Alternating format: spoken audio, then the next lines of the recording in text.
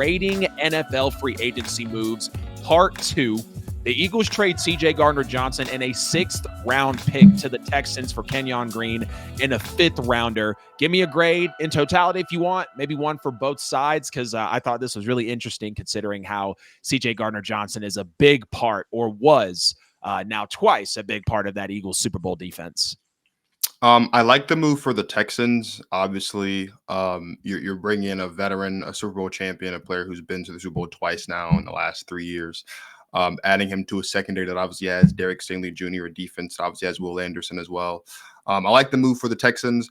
I don't mind it for the Eagles, right? I know we'll talk about the Eagles a little bit more, that they have a lot there defensively, right? Where you look at a loss of a player like CJ Gardner Johnson, and you think it might not be the end of the world. So if I had to put a grade on it, I would give it a C plus with an asterisk for the Eagles, and a B minus for the Texans. Seems like we're fairly close. I'm going to go with D for the Eagles, only because of how great CJ Gardner Johnson really was for them, in the Super Bowl run. They were actually finally able to win the Super Bowl the second time around that he was with the team as well. And when you just look at what CJ Gardner Johnson was able to provide, I mean, graded 21st overall out of almost 200 safeties, 8th in coverage grade, 3rd in INTs, 5th in pass breakups. He was a big, like I said, heart and soul of that defense, a big time trash talker. And, as my Saints drafted him and he came out of Florida in college, I was like, I really like this guy. And I was blown away when we ended up trading him to the Eagles, And then when you take a look at, how Kenyon Green, because the picks really kind of swap out, right? You have a 5th rounder traded for a 6th rounder. So Kenyon Green has a 39 overall grade as a lineman, a 40 pass blocking grade, and a 45 run blocking grade. That grade's very low for a lot of the offensive linemen in the NFL. And speaking of grades, we're talking about PFF here. So he's really just not a good defensive lineman, or offensive lineman, excuse me. I'm going to go a D for the Eagles, and I'm going to go an A for the Texans, because they ship out, an offensive lineman that's not really that great for them, and they bring in a stud safety, one of the better ones in the league, in CJ. The Ravens pick up Deandre Hopkins.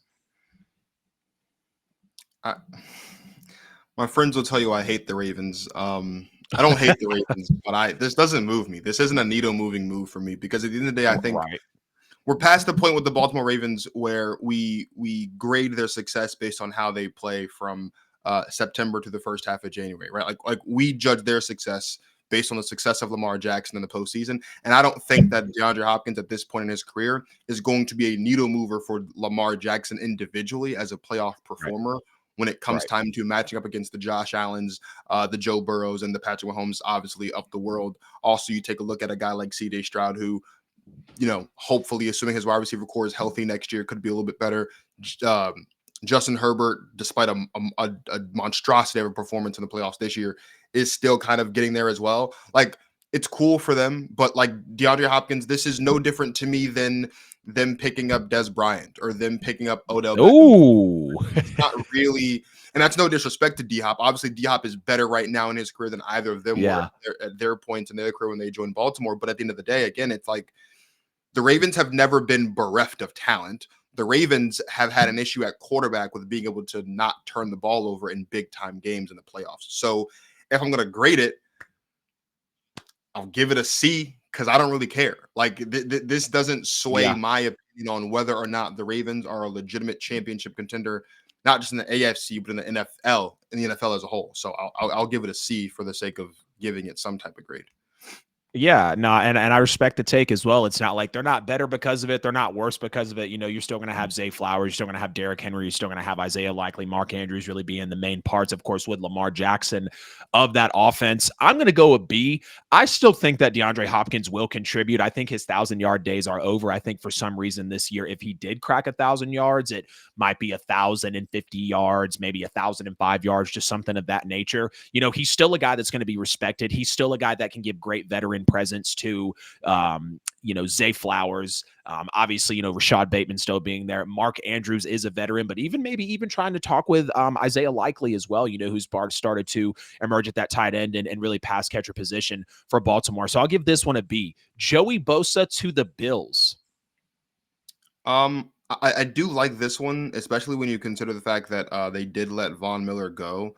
Obviously, they don't play the same position, but Joey Bosa is still when healthy, one of the better, defensive players in the league, especially when we're talking about a pass rusher.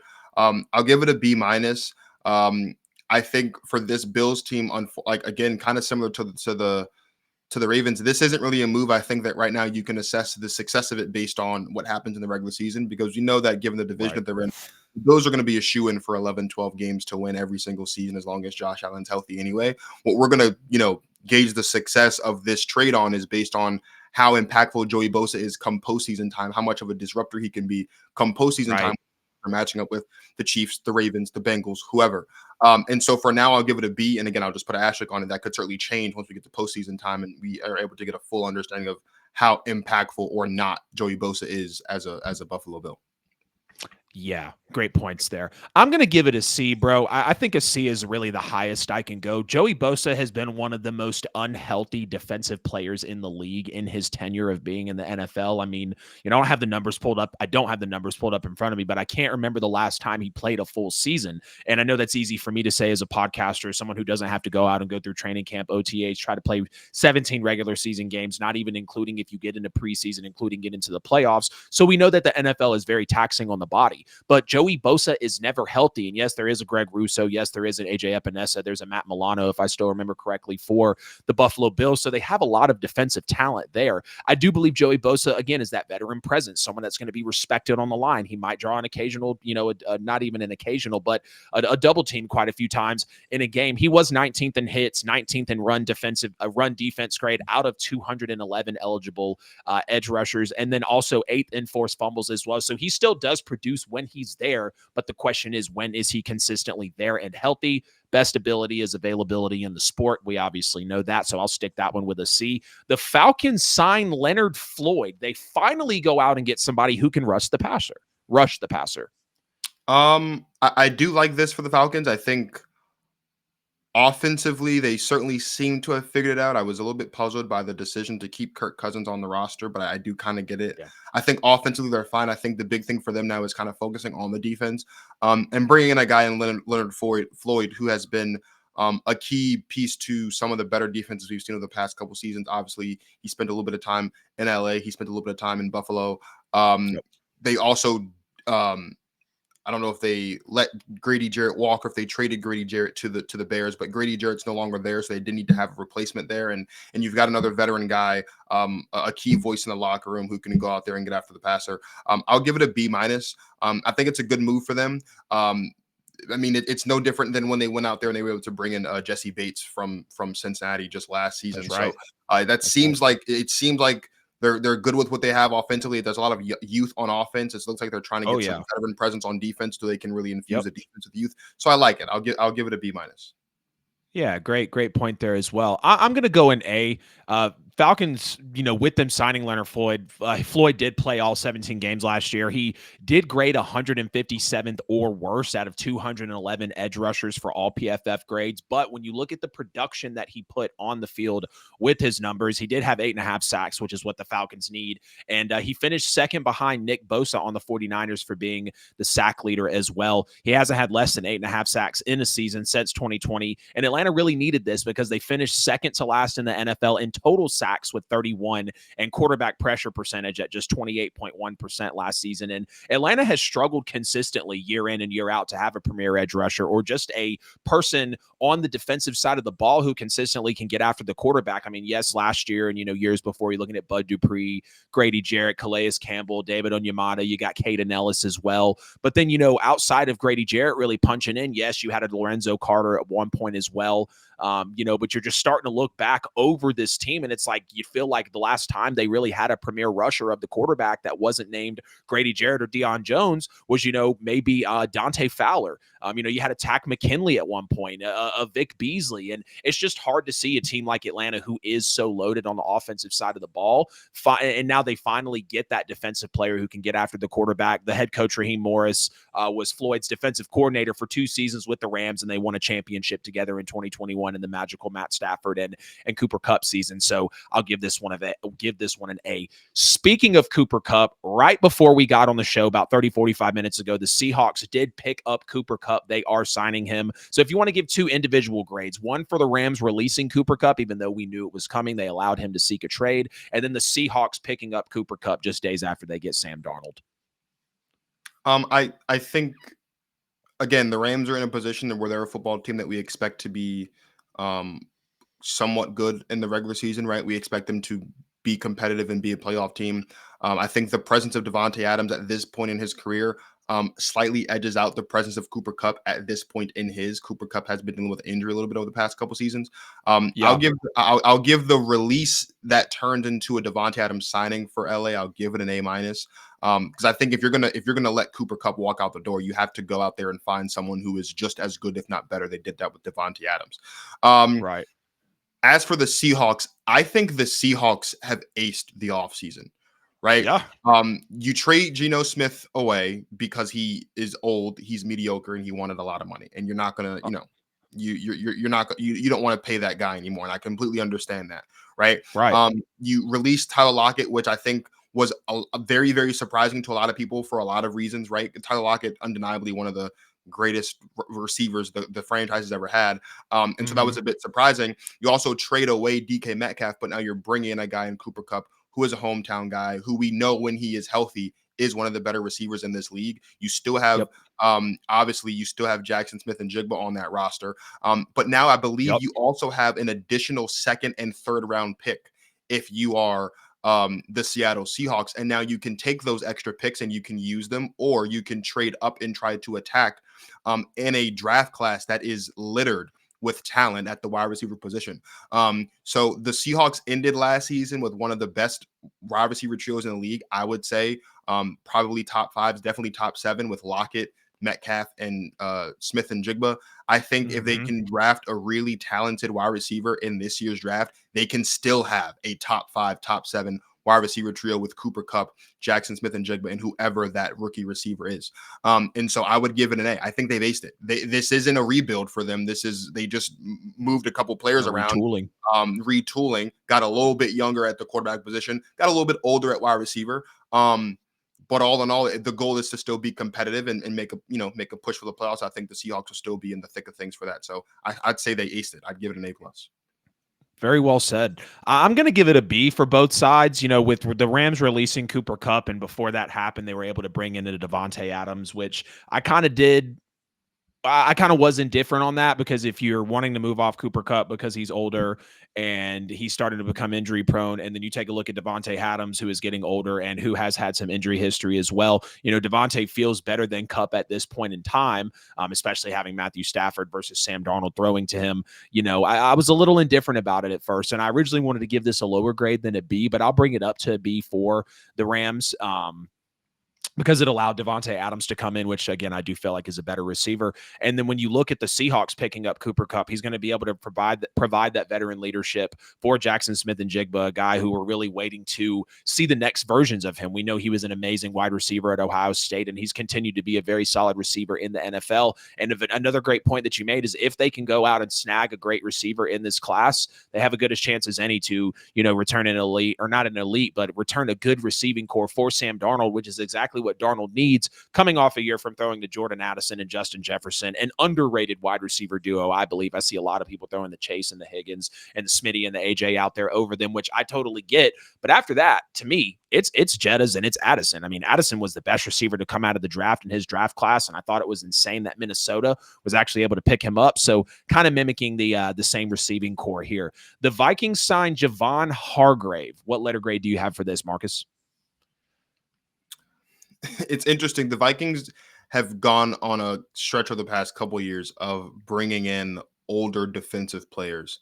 And in years coming past, off injury too. Yeah, coming off of injury. And in years past, it hasn't always worked out for them. But Brian Flores seems to have figured it out for them, which I think, despite being a Packers fan, I think that's great for them to have figured it out defensively.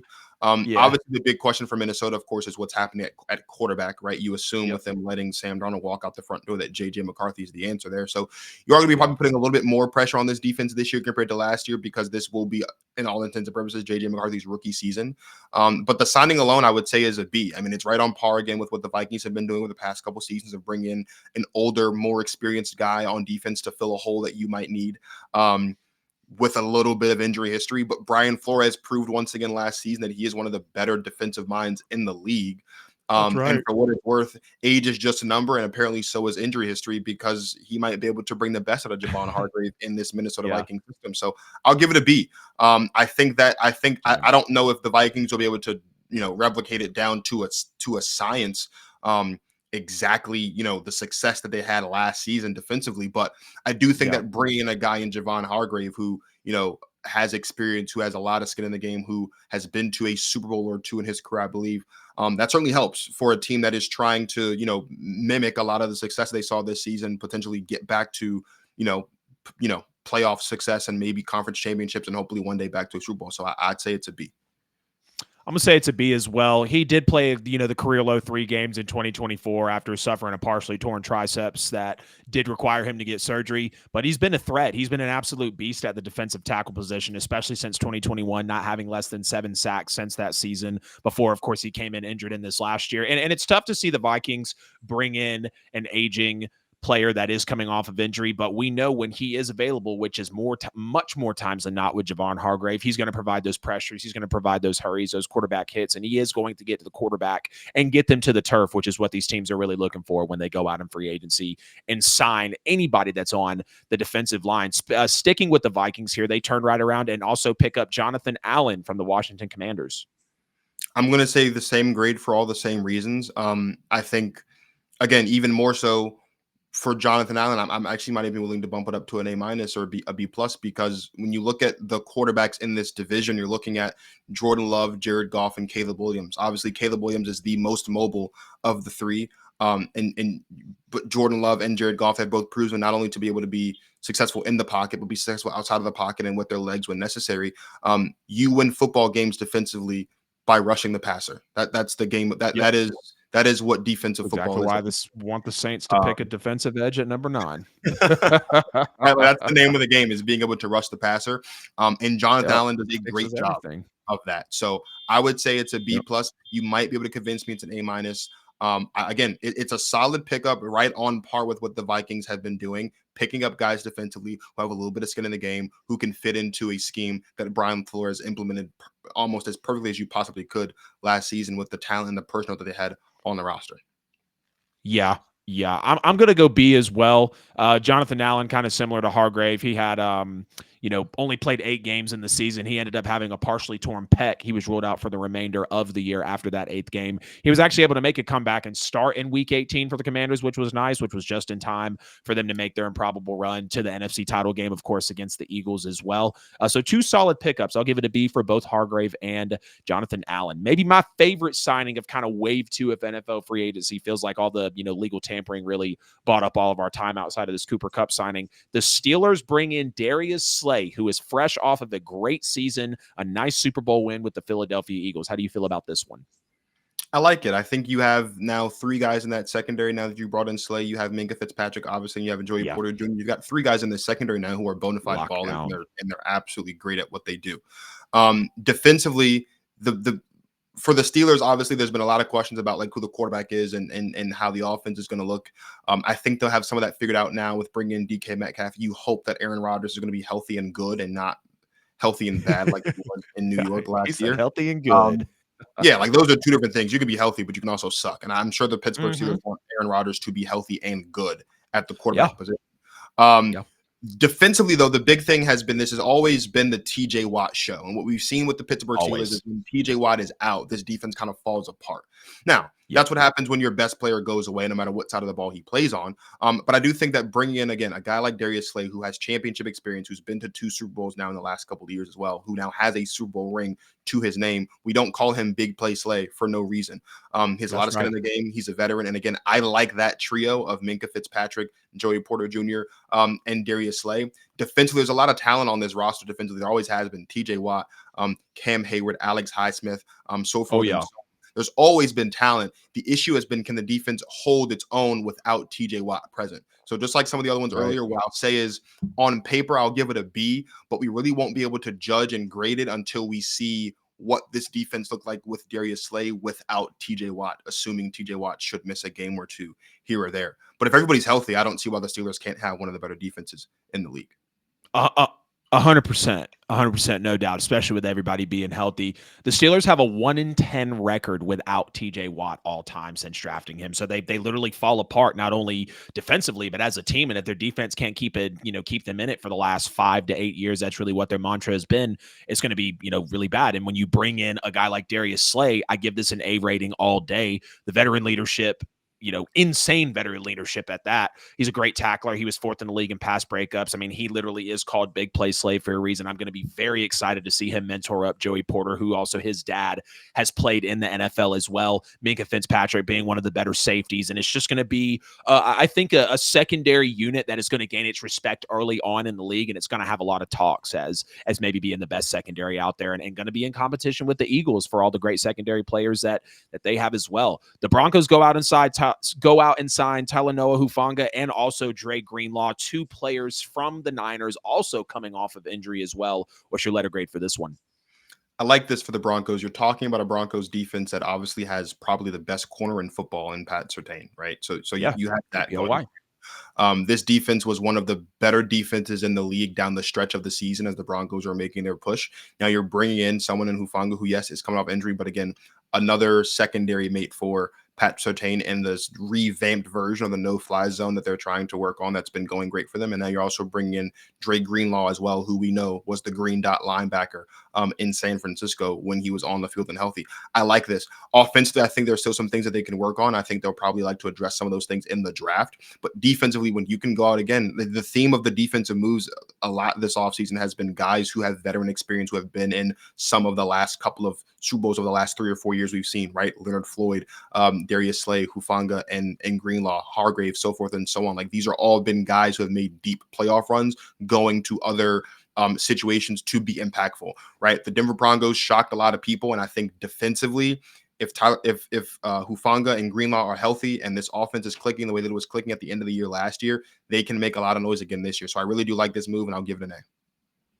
I like this move as well. I think these 2 guys are really going to be pivotal and creating a great defense that the Broncos really already possess between a Nick Bonito, a Zach Allen, PS2, Riley Cooper. These guys just keep going together. You bring in a guy like Hufanga, who is great when he's healthy, but he's played a total of 17 games between the last 2 seasons. You look at Dre Greenlaw, had the horrible Super Bowl injury, just trying to come off the sideline. He also has only played 17 games within the last 2 seasons, but we know the type of trademark defensive player that these guys can be. We saw it in San Francisco, so I think this is a solid B. It would be an A if these guys were not coming off of injury and they not only bring in 1, but 2. Same thing for Jonathan Allen and Javon Hargrave. If those guys were not coming off of injury, because we've seen, sometimes you just won't be the same if you have to, go in for surgery or cut your season short because the injury is so severe. The Colts signed Charvarius Ward, one of the highly coveted cornerbacks, that was on the market, and out of all teams, the Colts were able to pick him up.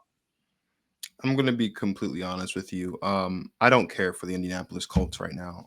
They have massive fish to fry. They need to figure out who their quarterback is going to be. Bringing in Daniel Jones, which is crazy to say, to be the competition for Anthony Richardson was a really interesting decision there. Charvarius Ward is a solid cornerback in this league. Certainly very talented. I think he probably would have been better off going to a team like Dallas, maybe a team like Pittsburgh, who is a little bit more better suited to be competitive and maybe make the playoffs. But with that being said, the Colts are bringing a talented player. Whether or not it moves the needle, I don't know. I'll just default and give it a C.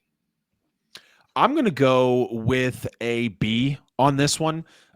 Again, because he is coming off of an injury-riddled season, but we've seen Charvarius Ward go out there with some of the best wide receiver ones in the league, and as that number one corner with the Niners, really be able to make a difference. He had hamstring, knee, personal issues last season that caused him to miss 5 games, and his grades overall from the last season, because of everything that was going on with the injuries and even some of the off-field stuff, it really affected him. His overall grade from PFF, his coverage grade, pass rush grade, and run defense grade were all 122nd or worse out of 223 corners. So he was rolling around the 50th percentile, if not lower, which is just going to come in as average for you in the National Football League. He was 31st in passer rating allowed last season, but I think a fresh, scenery, a fresh environment for him with the Colts can, possibly do him some good. So I'll give this a B, maybe leaning towards a B minus, because the grades from PFF were very solid. And then the final one here, the Patriots signed Carlton Davis. They are just on a free agency frenzy, it feels like, bringing in some solid defensive players. We know that they pick up, Milton Williams, which is really great. So what do you think of the Pats signing Carlton Davis, Marcus? The Patriots have a lot of money to spend, and they're doing a good job spending it wisely. Finally. They had a ton of cash to spend last season too. Yeah, it's good that they're actually spending it wisely now. I'm a little bit surprised that they're choosing to spend defensively instead of choosing to spend offensively. Right. But then again, when you think about the Patriots, and especially under Bill Belichick, like, they are known for their defense. So I guess it makes sense. The Patriots a couple of years ago, when Mac Jones was there and made it to the Pro Bowl, they did have one of the better defenses in the league down the stretch of that season as well. So maybe they're trying to get back to that.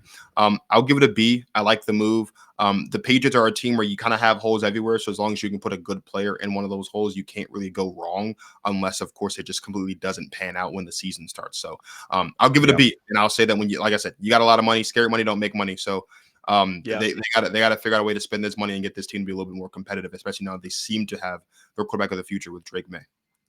Yep.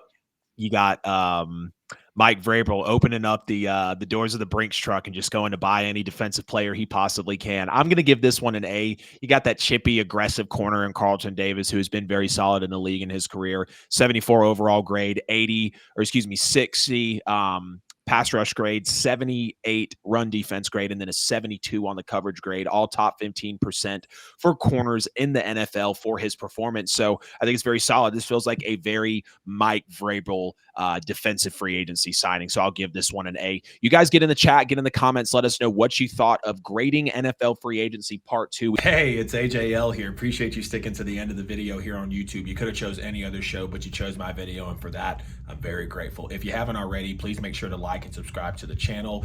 Follow me on social media. Hit the bell on the channel so you never miss a post. Check me out on all social media platforms. Right here, you'll find a chance to subscribe to the show, a related video, and a playlist. See you guys in the next one.